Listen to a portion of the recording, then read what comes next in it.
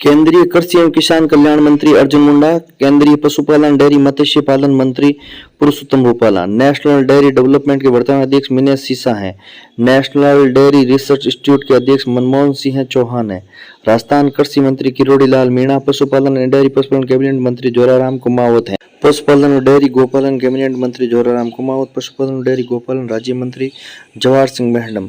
Casting किसे कहते हैं? पशु को जमीन पर गिराना, सींग रोदना मतलब काटना, दवाई देना और खुर काटने के लिए जो प्रक्रिया की जाती है उसे कास्टिंग कहते हैं। अंडा उत्पादन के लिए पाली जाने वाली मुर्गी को लेयर्स कहते हैं और ये मुर्गी 5 से 6 माह में अंडा उत्पादन देने के लिए प्रारंभ हो जाती। रोस्टर, रोस्टर का मतलब होता है गर्म करना। 9 से 12 सप्ताह के चूजे को रोस्टर कहा जाता है।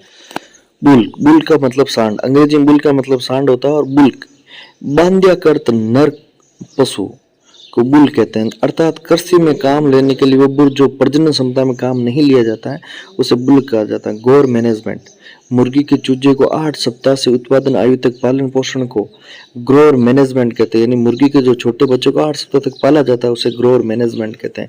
मिश्रित कृषि यानी कृषि के साथ पशुपालन। टीजर बुल, नसबंदी कृत नर सांड को टीजर बुल का, जिसका उपयोग मादा के मध्यकाल का पता लगाने के लिए किया जाता। ये सवाल आ सकता है जरूर। डावन कवर, डावन कवर गाय के गर्भाशय के अंतिम 15 दिन कहा जाता है। कैपोनाइजेशन यानी बांध्याकरण, कैपोनाइजेशन मुर्गे की प्रजनन क्षमता को समाप्त करना कैपोनाइजेशन कहलाता है, अर्थात कैप की तरह उसके ऊपर रबड़ लगा दे, इसलिए उसे कैपोनाइजेशन कहा जाता है। इसे कैपोनाइजेशन की प्रक्रिया अधिक मांस उत्पादन के लिए किए जाते हैं। बांध्यकृत नर मुर्गे को कैपेन भी कहते हैं, ये भी सवाल आया है। और ये कैपेन की प्रक्रिया कैसे की? डाई इथाइल स्टील वेस्ट्रोल हार्मोन का प्रयोग करते हैं। किस हार्मोन का प्रयोग करते हैं? डाई इथाइल स्टील वेस्ट्रोल हार्मोन का। बॉयलर, मांस उत्पादन हेतु पाले जाने वाली मुर्गी को बॉयलर कहते हैं, जो 6-8 सप्ताह या 2 माह के अंदर ये बॉयलर होने के योग्य हो जाती है।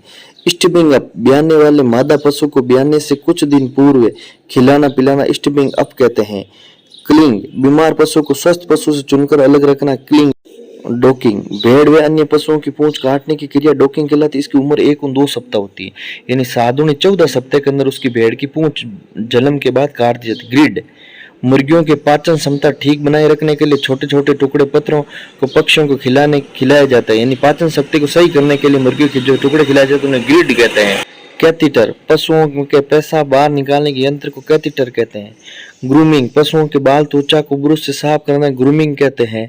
ग्रूमिंग करते डिम्ड पेल, या दूध निकालने के लिए काम में आने वाली जो छोटी मुंह की बाल्टी होती है उन्हें डिम्ड पेल कहते हैं।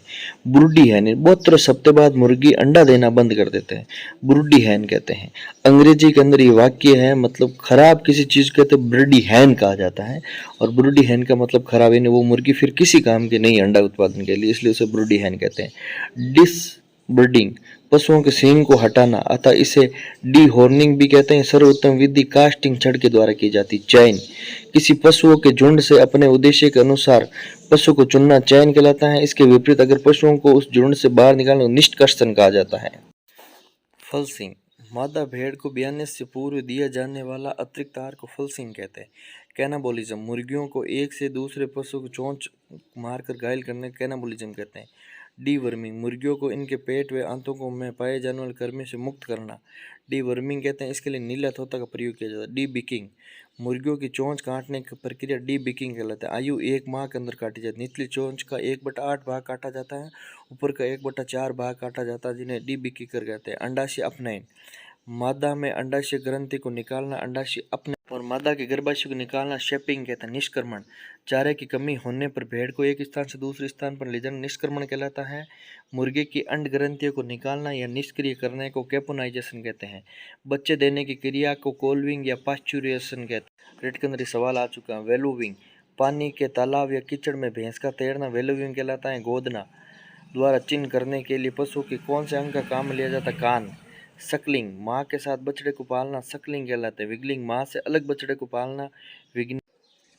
नकलिंग, दूध दोहने का तरीका नकलिंग कहलाता है। अंडे से चूजे बाहर निकलने की क्रिया को हैचिंग कहते हैं, जबकि मुर्गी द्वारा अंडे देने की क्रिया को लेइंग कहते हैं। ये सवाल आ चुका है, याद रखें। डिटेलिंग, गाय भैंस में पूंछ काटने की क्रिया डिटेलिंग कहते हैं, जबकि भेड़ में पूंछ काटने की क्रिया को डोकिंग कहते हैं। याद रखें, ये भी सवाल आ चुका है। गाय भैंस में काटते हैं उसे डिटेलिंग कहते हैं, भेड़ में काटने को डोकिंग कहते हैं। केल्विंग पेन, ज्ञापन पशु के प्रसव के लिए आवास को कैल्विंग पेन कहते हैं। नवजात बछड़ों के लिए आवास को काल्फ पेन कहते हैं। सांड के लिए आवास को बुल पेन कहते हैं। नवजात बच्चों का लालन पालन करना कॉफ रिगिंग कहते हैं। मुर्गियों की कलंगी को हटाना डबिंग कहते हैं। और ऊन को क्रोफोफोजिया। पशु अपने सूअर के वसा गोबर को लाड कहा जाता है, इसे क्रोफोफोजिया कहते हैं। पशुओं में जुड़वा बच्चा होने की मां द्वारा प्रसव के बच्चा अपने नवजात बच्चे को खा जाने से कुत्ते और बिल्ली इन वर्षणों का फ्रेंटोफेजिया कहते हैं। क्रिप्टो और कैनिबलिज्म है। सौजात भक्षण, सौजात की प्रजाति को खाना नहीं आना इन स्ट्रेस कहलाता है। एलोट्रोयोफेजिया। पशु द्वारा अखाद्य पदार्थ खाना एलोट्रोयोफेजिया कहलाते हैं।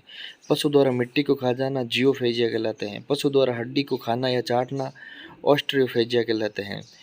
पिलोफेजिया। पशु के द्वारा दूसरे पशु के बालों को खाना। Thank you so much watching this type of videos. और इस वीडियो से एक भी सवाल बाहर नहीं जाना है। जितने भी मोस्ट थे सारे लगा के एकत्रित करके आपको बता दी गई ये शब्दावली है। नेक्स्ट वीडियो और आएगा 24 दिनों के अंदर आपका सारा कोर्स कंप्लीट हो जाएगा। Thank you so much. मात्र 15 मिनट की क्लास है, देखते रहिए और